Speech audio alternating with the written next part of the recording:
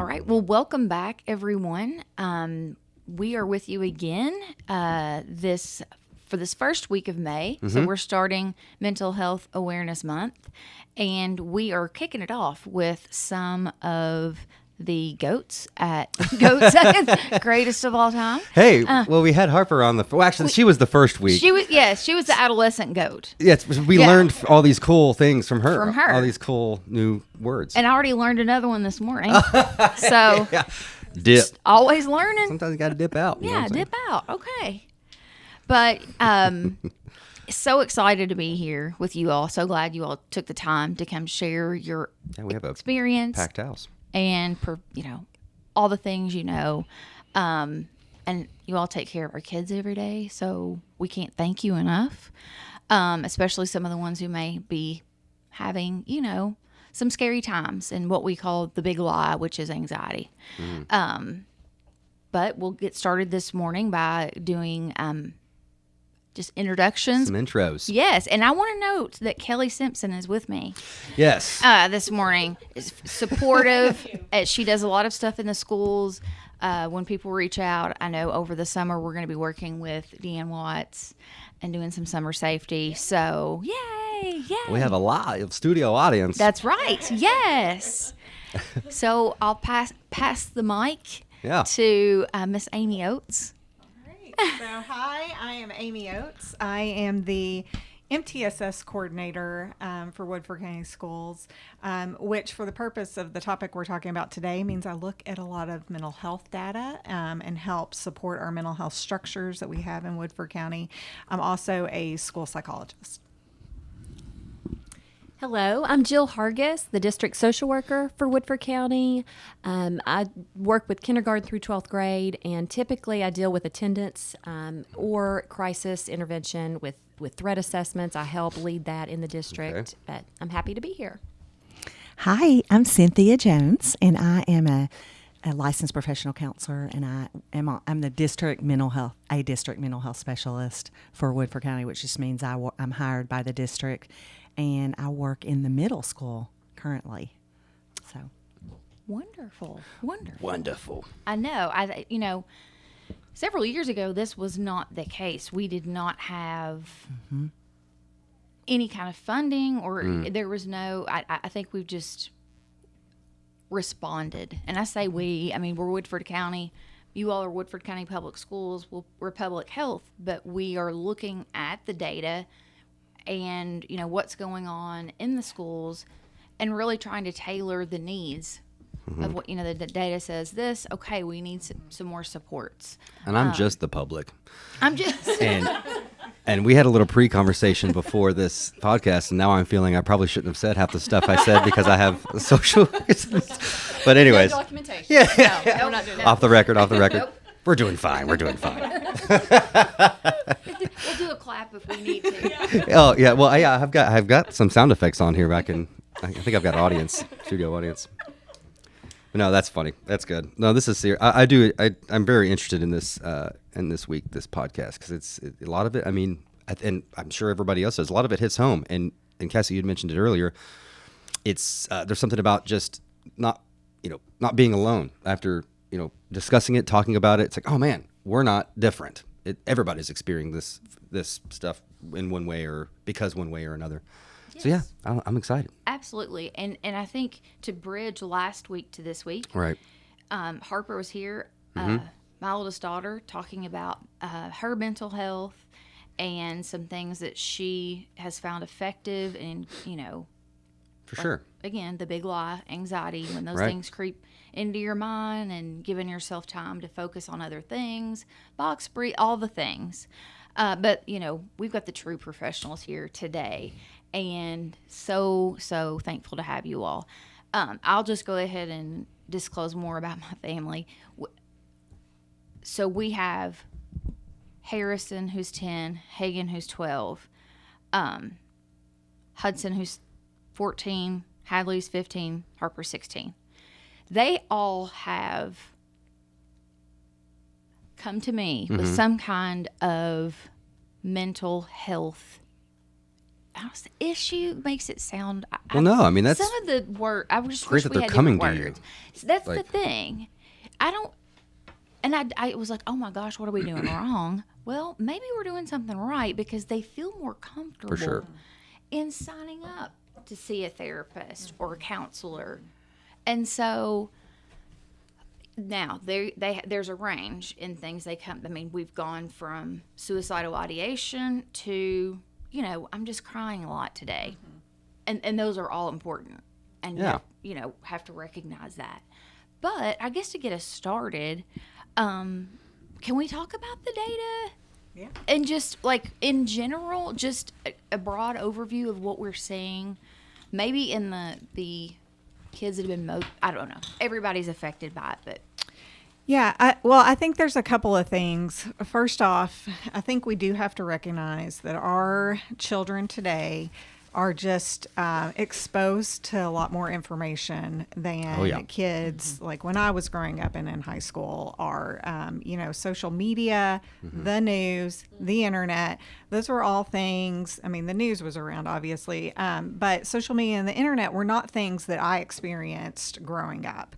And our students are constantly having that information, put in their face. And so I think there's a lot of comparison that happens, just natural as human beings, that we want to compare ourselves to something else that we see. And so I do think, and there's research that supports that creates a lot of anxiety and depression.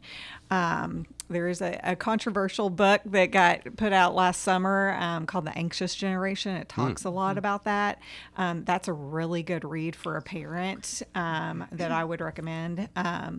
And all of our support staff has read that book. It not only talks about social media, but just things today as parents that we don't allow our kids to do, some of the freedoms that we had growing up that just by the nature of society that we don't let our kids have now and how that impacts them developmentally.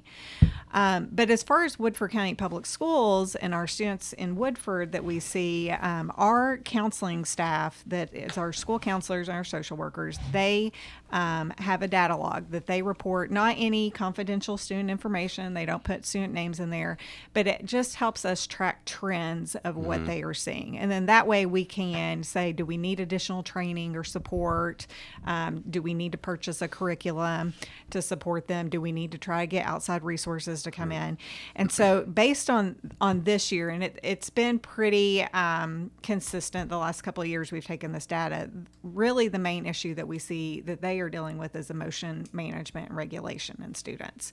So that's teaching kids, if they are angry, how to appropriately express that anger. And we always tell our students as mental health professionals, we say all emotions are valid. We are allowed to experience emotions, but it's how we express those emotions that really sometimes becomes the problem. Peer conflict is the second thing that we see the most in our schools. So that's just getting along with our classmates. And then the next highest issue we have that our counselors are dealing with are just school behaviors and making good choices.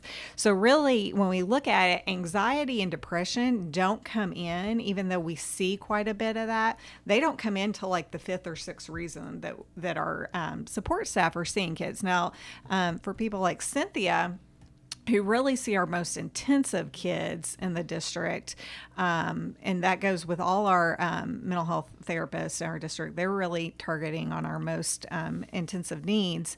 They may see things more anxiety and depression that are really so impactful that they're impacting a kid being able to come to school or function. And I'll just add this, from educational neglect, the petitions in court, from 2 to 3 years ago, we would have 15 a year. And now that we have a therapist in every school and a social worker, it is now down to 2 to 3 a year. So our attendance, our truancy, has improved dramatically with those intense therapists that we now have. So that's helped. So you can see a direct correlation Yes, in to the treatment. To kids not wanting, because that's what happens is they have mental health issues and they don't want to come to school. that's what I don't have a Cassie has to leave us here, but go ahead. It's just a dip. have to dip. So with one of our kiddos, after seeking like medical advice. Thankfully, our pediatrician is very well researched and things like that about mental health. But she said, he has ADHD. He has a diagnosis. Well, it's ADHD that's actually causing him, the stress and, The anxiety, getting, yeah. So, a lot of these things just go hand in hand.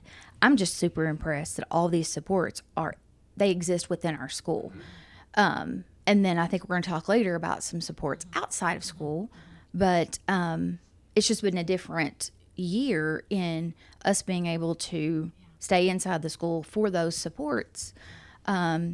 But, again, we know some that exist, UK, things like that. But I'd love to hear more about what you all do right there and where parents, if you're, maybe a parent's hearing this for the first time, doesn't know that those forms and referrals are online, they can find out what they need to do to help their child if they think they may be struggling. Here. Yeah, Cassie's got a dip. That's all right. That's all good. And actually, to be honest, I have a little anxiety about doing this alone. So there you go. Maybe I can get some help. I feel like that from Wayne's World. Have you seen Wayne's World where Mike Myers, Wayne leaves and Garth is just there alone and he doesn't know what to do. He's like, excuse me. But anyways, no, yes. So we know all about, so it sounds like the trends that you guys are seeing, that you ladies are seeing, you're enacting, what would be I don't want to say, I don't know how to put it. So you're seeing things that kids do, and it's not necessarily specific because you don't want to put their names and stuff in the reports. But based off those trends, you are enacting. I cannot get this word out. You're enacting actions to directly impact that, to fight that, and you're seeing. You're seeing immediate. And then we put those supports in place based on the data. Okay. But then Cynthia would do the direct practice. She's one That's of the step up. therapists That's that like, does, hey, I want the intervention immediately. Okay. Interesting. What are some of the things that you all? I know we had mentioned a little bit before. Actually, that could have been the conversation before the before the podcast. But I'm interested to know what are some of the traits that you all are seeing that are popping up more and more. Like, is it like I had spoken earlier that. When I was younger, I had, I don't know if this is the proper term, tick, like an anxiety tick. And I'm talking about my daughter. I feel like she had developed one of those, maybe especially in the beginning of the school year, just feeling that anxiety. What are some traits like that you all are seeing more and more that? I think one of the big things is they don't have just a tolerance for distress. Call it distress tolerance. The ability to hold, hold something that's difficult. Okay. Instead, they don't know how to regulate. Right. Something happens and it's overwhelmed. Like I feel like she gets overwhelmed, and then it just Instead of- bursts out like in instead, tears. you kind of want to be, you don't want to be just flat where you hold everything and nothing makes you upset.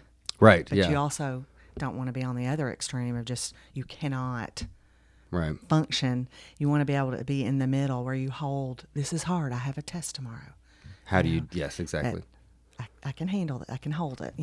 We're seeing it's like they're just going from 0 to 10. So that's one of the things parents can watch out for, maybe, because sometimes, it's both ways. I would imagine. You're not a magic wand. You can't be there all the time. So there is a responsibility on the parents to notice these things. So what would be some of the things like that maybe parents should watch out for and realize? Like you just mean like what would be Yeah, in general, like we're seeing with like I noticed I've experienced that as well. But one of the hard things for me, and again I jump back a lot to my childhood, but in this case, she talks about having her stomach hurt all the time. So it's like how. And this is something I'm afraid of every time she says that, or a headache, or a stomach ache, or like her foot hurts and she doesn't want to go to school. It's like, just get into school. You'll be fine, or go see the nurse. Yeah. And then it ends up being real, and then you feel terrible. So it's hard. I would imagine it's hard for everybody to tell the difference, between the fib, not wanting to go to school, and it being real. And I think that is the good thing about the school nurse is they can check that out. They know Right. how often that child's coming down. Yeah. I also She's think a frequent flyer. You know, when there is a non-preferred activity and then something is hurting, that's Yeah. kind of a sign of could still be something wrong, but it is really a sign that this is something Right. psychosomatic. And then when there's something they want to do and they're still having that symptom, you know that's real. Like if they're wanting to go to the friend's house or they're wanting to go outside or they're wanting to do this activity and they can't because they feel bad, that's a good sign. That's definitely a tall tale sign. Yeah. She gets real snuggly and real quiet when she's actually. So there are signs that we know when it's real. Right. It's just sometimes those things sneak by, but because she had an anxiety about using the bathroom at school and stuff like. So it can be as simple as that. But so that's okay. So we were talking about more That's pretty traits. common though. The Yeah. bathroom one. Well, I think it's the Not flush. wanting She to said go. it's the flush. It's so loud and scary. Yeah, so we see Yeah. that with our younger students. Don't Oh, like really? So see, this the is loud, great. the Yeah. loud noises in the All right. bathroom, whether it's the flush, the hand dryer, whatever. And then our older students, when you talking about middle and high school, they get anxiety about going to Yes. the bathroom for completely different reasons. And she comes back and she'll say, well, they rushed me and all this stuff. And I'm like, okay. And obviously sometimes, there are other people that probably take advantage of that and it ruins it for everybody else. Yeah. But that's Yeah. school, I mean, that's Right. some of these things I feel like she needs to go through to learn Yeah. certain traits and stuff, which I'm sure you all see. And I think that's what Cynthia was getting to Yes. is that resiliency piece of, there are some times that we will just have our son do non-preferred activities just to have him do non-preferred activities. Right. It's not even that we build need that to do resilient it. muscle. It's just Resilient, yeah, I like we that. haven't done it. You've had a few days of just doing everything you want to do, which wasn't an issue. But Right. now I'm going to ask you to do some things. Yeah. For sure. So what are some other, they come home, what are some other things, normal things that you hear that people say maybe parents can pick up on? Because I feel like this is really good. I feel like this is very therapeutic for me,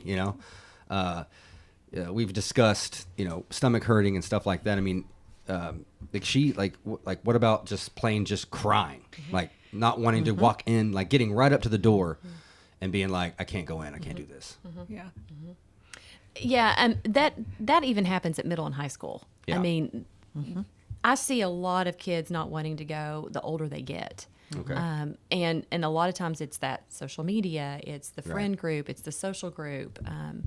It's not necessarily the separation anxiety anymore. See, that's what I was wondering. Yeah. Because she'll grab on. A lot of that at the younger elementary is that separation, but middle and high, it does tend to be more of a social anxiety. situation there. Yeah. Okay. And it's, withdrawing from peers. We go as far as, hurting self or having thoughts. Yes. Oh, goodness, And that's yeah. why we've got those therapists in place. We have a lot of outside crisis response that we can provide for students. I will say that the data shows that cutting has gone up 300% Wild. since COVID.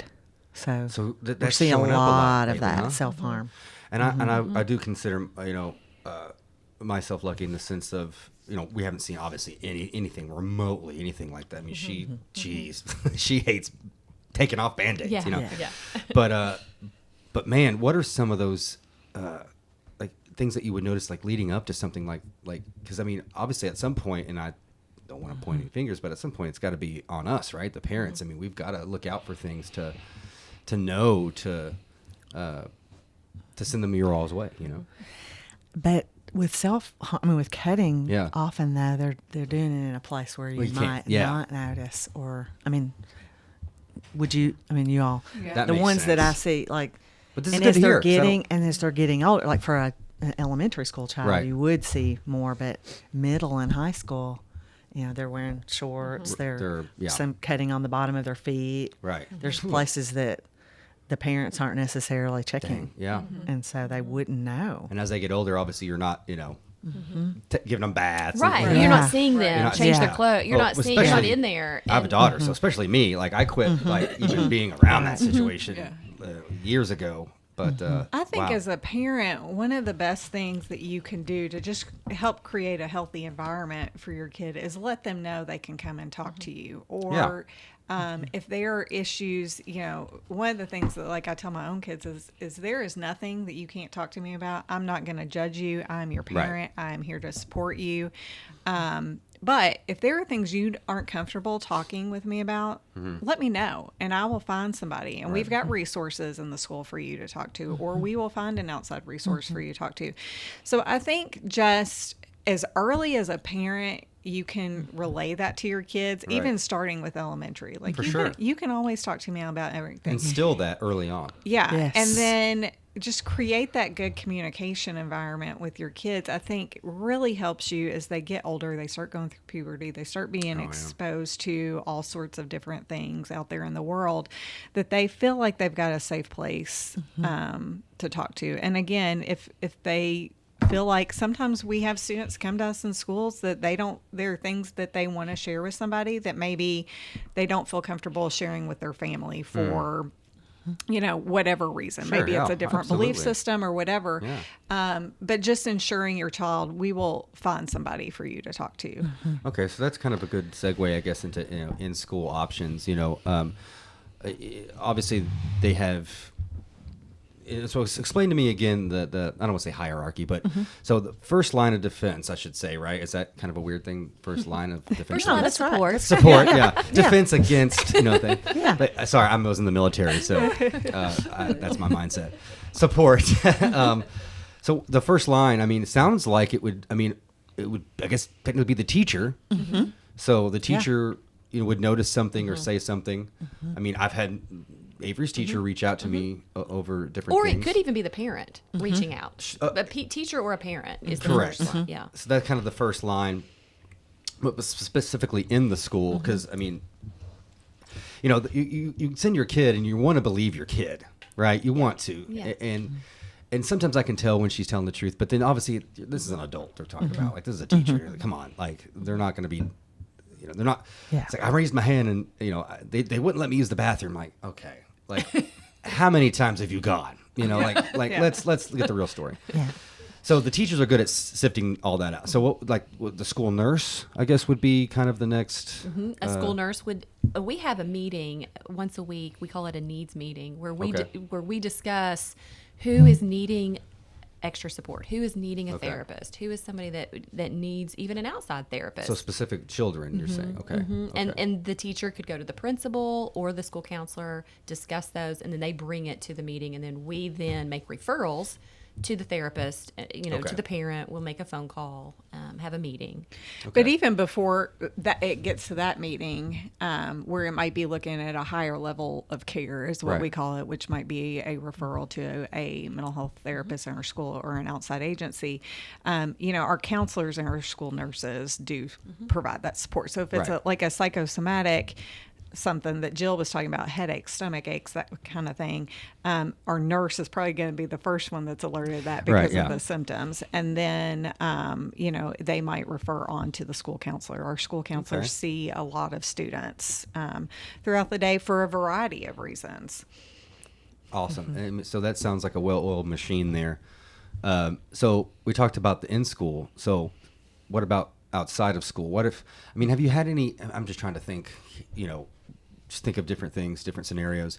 What if you have a parent that's embarrassed or like, hey, I don't want to I don't want to have a stigma with my kid. Correct. The stigma of it. Exactly. So what in that situation, is that when you would start thinking about outsourcing and trying to get that? Okay, interesting. So and we have a very thorough list of outside therapists that we can even refer to. They can have their own too, but then we have a list, and we even have therapists that will come into the school and outside therapists if they want that. Right, sure. A student may not want to be pulled from school. They may want to be in class the whole time. They may not academically want to be pulled because they're struggling. That's crazy you say that. It gave me a memory of mine in the past. My parents, middle school, they got divorced, right? So I don't know how this got set up, but I would get pulled like the last period just to talk to someone and I think I did it for maybe maybe a week or two.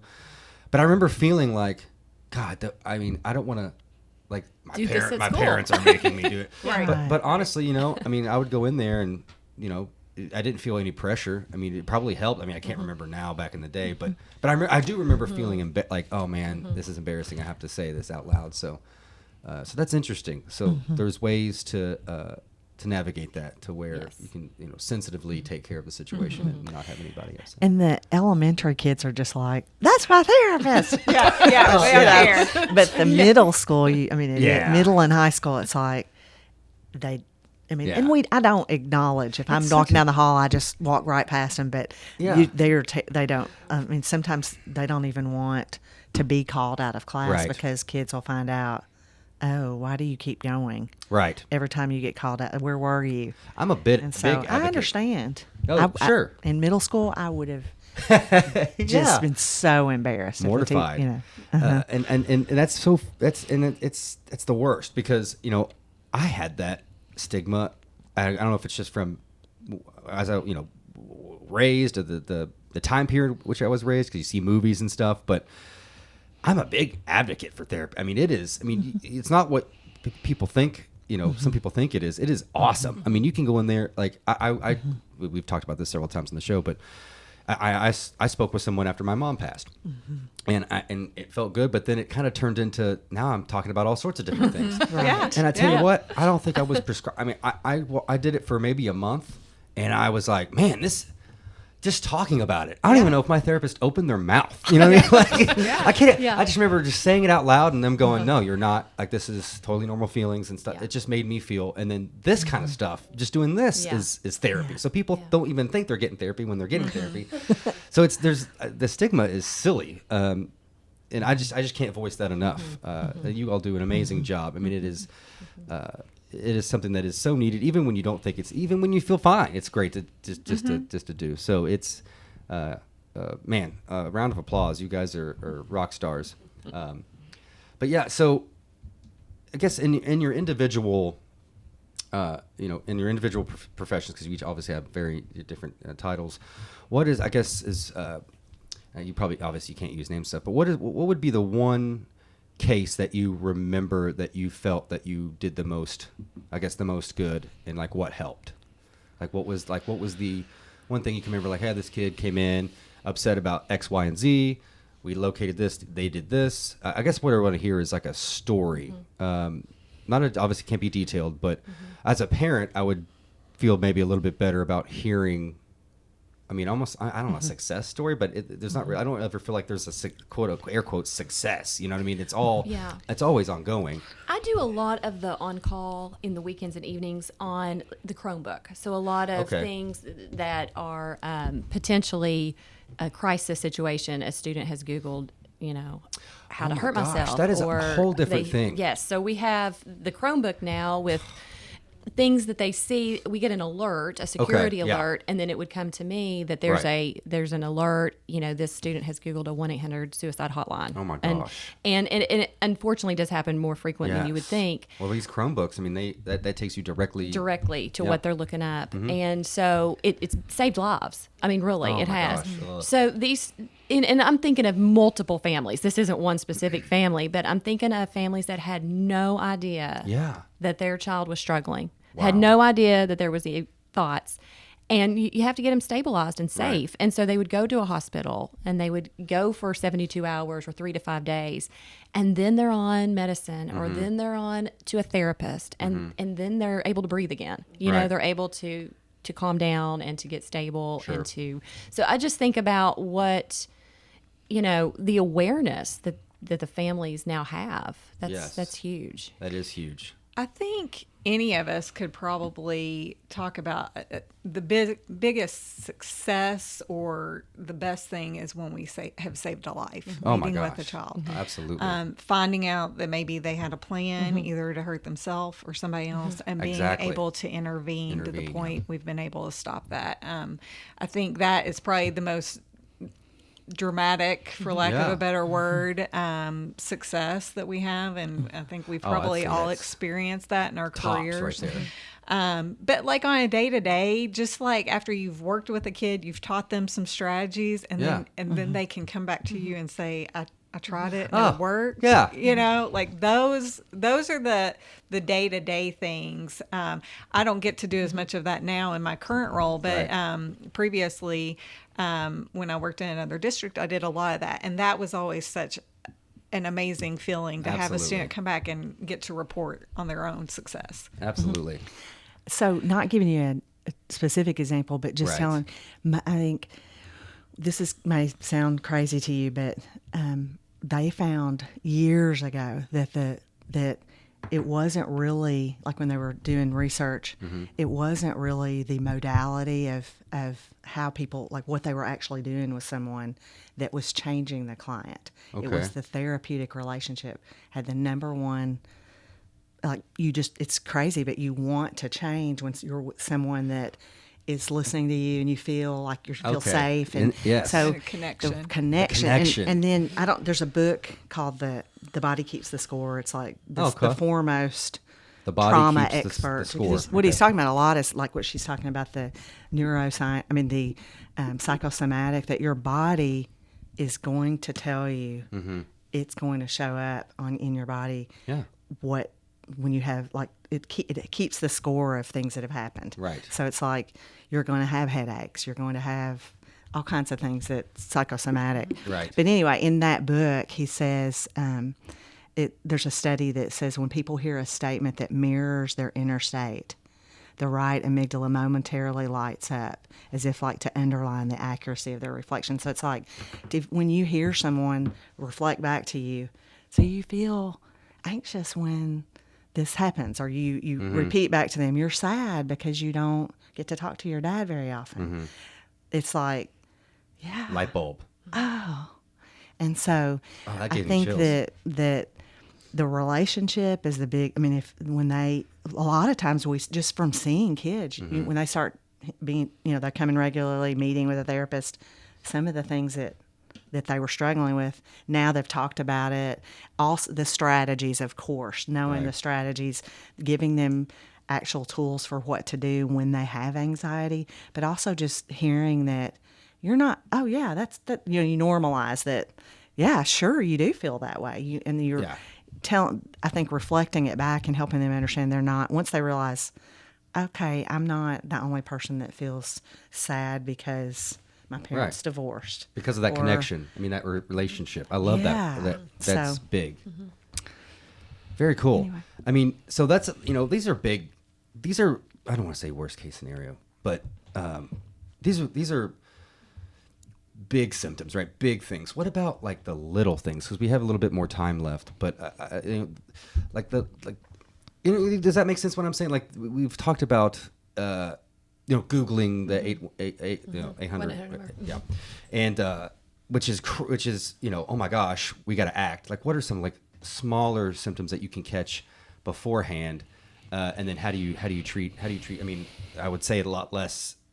But see, it may not be a lot less intrusive. I don't want to say intrusive, but you know what I'm saying? Like a lot more to it than that. Something that maybe a little bit smaller, attitude, back talk, or something like, oh, okay, like Could be an mood, attitude. mood swings, getting really okay. moody, but also that withdrawing. I think withdrawing. Yeah, I think that's a first Yeah. sign of like Got it. something not right. That's what I'm looking for. Okay.